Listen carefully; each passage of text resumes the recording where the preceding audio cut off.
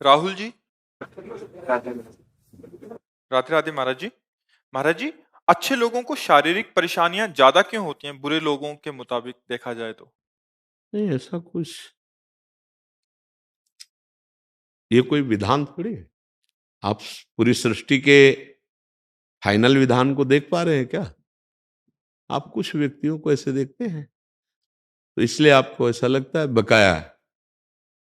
सृष्टि के विधान के अनुसार जो ज्यादा पापात्मा पुरुष होता है उसके पहले पुण्य नष्ट किए जाते हैं, क्योंकि उसको विशेष दंड देना है। और जो ज्यादा पुण्यात्मा और सतमार्ग में चलता है उसको विशेष सुख मिलना है, इसलिए उसके पाप नष्ट किए जाते हैं।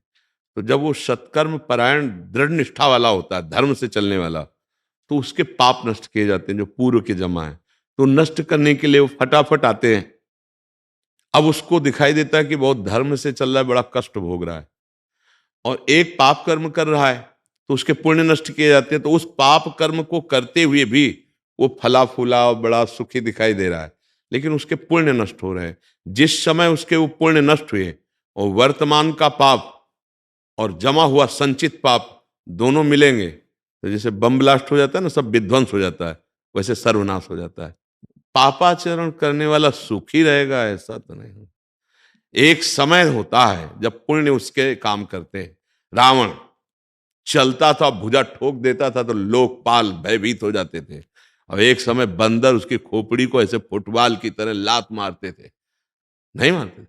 हाँ, कई कई सैकड़ों बार काटी गई खोपड़ी, उसकी नई खोपड़ी हो जाती थी। हाँ, तब मंदोदरी उसकी छाती में हाथ रख के कह रही थी, राम विमुख असहाल तुम्हारा, रहा न को कुल रोवन हारा।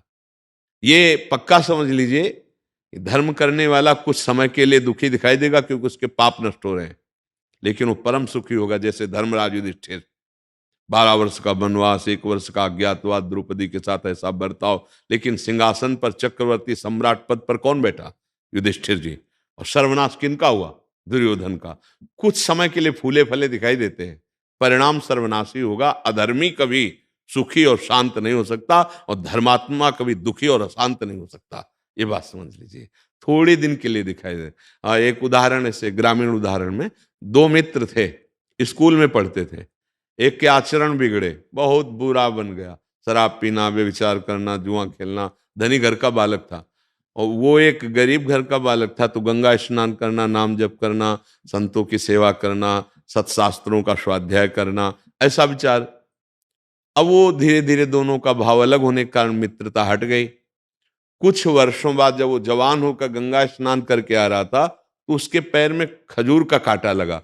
अचानक उसने देखा मेरा मित्र सामने से आ रहा है, तो देखा बढ़िया कपड़ा पहने एकदम मस्ती से, और वो फटे पुराने कपड़े, गंगा नहा, तो उसको देखने में कांटा लग गया।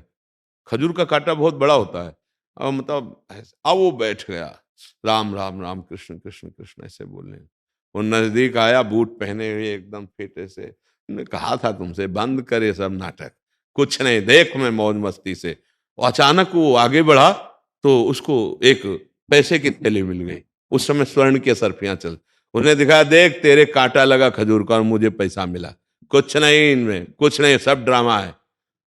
उसको लगा वास्तविक सब ड्रामा है। जीवन से मैं चल रहा हूं, धर्म से चल रहा हूं, तो खाने की व्यवस्था ठीक से नहीं, और देखो इसको असरफियों का थैला मिल गया। वो असंतुष्ट ही था। जब कोई धर्मात्मा दुखी होता है या संशय में होता है, तो ये भगवान किसी न किसी रूप में आकर के संभाल लेते हैं, क्योंकि उन्हीं का नाम धर्म है, वही सतमार्ग है। तो एक ब्राह्मण के वेश में, संत वेश में ऐसे आए, कहा क्या हुआ बेटा, कांटा लग गया? लाओ मैं निकाल देता हूं। और कांटा निकाला, स्पर्श करते ही पीड़ा गई। तो उन्होंने कहा कि तुम्हारे मन में कुछ संशय है क्या धर्म के प्रति? बोले हाँ, मेरा मित्र मैं जानता हूं, शराब पीता, व्यभिचार करता है, चोरी करता है, हिंसा करता है, बड़ा पापी है।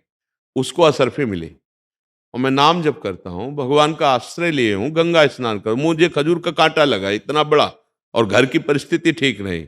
क्या यही भगवान के भजन का फल है क्या? तो उनका, बेटा तुम देख नहीं पा रहे हो, मैं तुम्हें बता रहा हूं। पूर्व जन्म में तुमने बहुत पाप किए, ऐसे ही जैसे तुम्हारा मित्र कर रहा है। इस जन्म में तुमने गंगा स्नान और पुण्य कार्य किया, तुम्हें इस जन्म में सूली की सजा मिलती। सूली की सजा खजूर के कांटे से खत्म हो गई। अब तुम्हारे पाप नष्ट हो गए, पुण्य का नंबर आ रहा है, तो इस लोक और परलोक सब जगह सुख भोगोगे, क्योंकि तुमने अच्छे कार्य किए।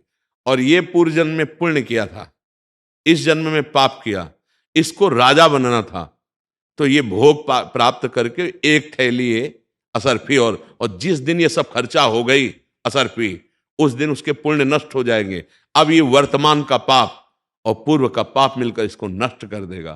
तुम धर्म के प्रति संशय मत करो। उसी समय उसको उल्लास हुआ कि अरे, शूली की सजा खजूर के कांटे से निकल गई और अब मेरा मंगल होने वाला है। वो धर्म में चल पड़ा।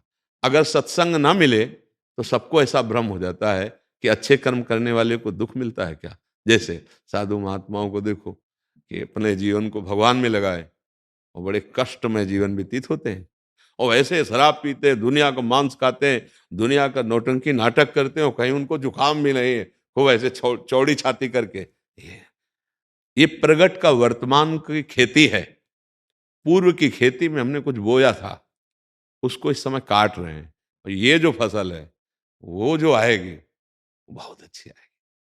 वो पूर्व में थोड़ा पुण्य किया था, उसको काट रहा है। ये जो फसल बोई है नई, इसकी जब राशि आएगी तो उसके पुरिका भी जो है ना, नरक भोगेंगे। तो ये समझ पाना थोड़ा कठिन होता है। पूर्व की फसल बोई हुई, अब हमारा अंतिम समय, अंतिम जन्म है। अब फटाफट फटाफट हिसाब किताब बराबर, रजिस्टर खाली, भगवत चरणारविंद में समर्पित। तो बड़े बड़े संतों को देखा जाता है, कैंसर हो गया, ये हो गया, वो हो गया, कष्ट भोग रहे।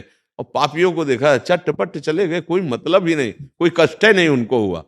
तो इससे कोई तात्पर्य नहीं है। उनका बहुत बड़ा चक्र चल रहा है, उसमें वो पिसना है उनको, और अब ये चक्र से मुक्त हो रहे हैं। अब हिसाब बराबर, तब भगवान का साक्षात्कार, भगवत प्राप्ति होती। समझ पा रहे हैं आप? थोड़ा गूढ़ विषय है। वर्तमान के दृश्य को देखकर किसी के भविष्य का अनुमान नहीं लगाया जा सकता, क्योंकि वर्तमान में वो कष्ट पा रहा है, लेकिन अंदर से वो सदाचरण कर रहा है, तो उसका भविष्य कितना निर्मल होगा, कितना उच्च कोटि का होगा।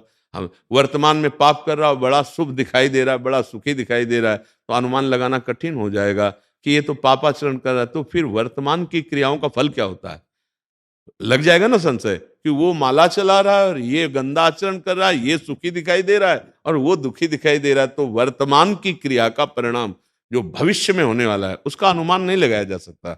वो तो अनुभव गम्य है, और वो संतों के वचनों के अनुसार ही हमें दृढ़ विश्वास हो सकता है, नहीं तो बड़ा भ्रम हो जाएगा। हाँ, एक मेहनत करता है, फसल बोई, चौपट हो गई, और एक दूसरे के बच्चे का अपहरण कर लेता है। इतने रुपए दे नहीं तो इसको गोली मार देंगे। रुपए पहुंच जाते हैं, और बड़ी मौज मस्ती से इस होटल उस होटल में घूम, कितने दिन, कितने दिन। ऐसा नहीं कि परिणाम इससे बच जाएंगे।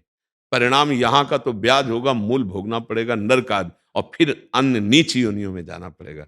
इसलिए बच्चा कभी ऐसी बातों में संशय न करे, कभी ऐसी अपनी आस्था और आस्तिकता को हिलने न दे। हमारी आस्था बड़ी दृढ़ होनी चाहिए कि धर्म और अच्छे आचरण का फल अच्छा ही होगा, अधर्म और बुरे आचरण का फल बुरा ही होगा, आज नहीं तो निश्चित कल पक्का होगा। इसमें संशय नहीं करना चाहिए।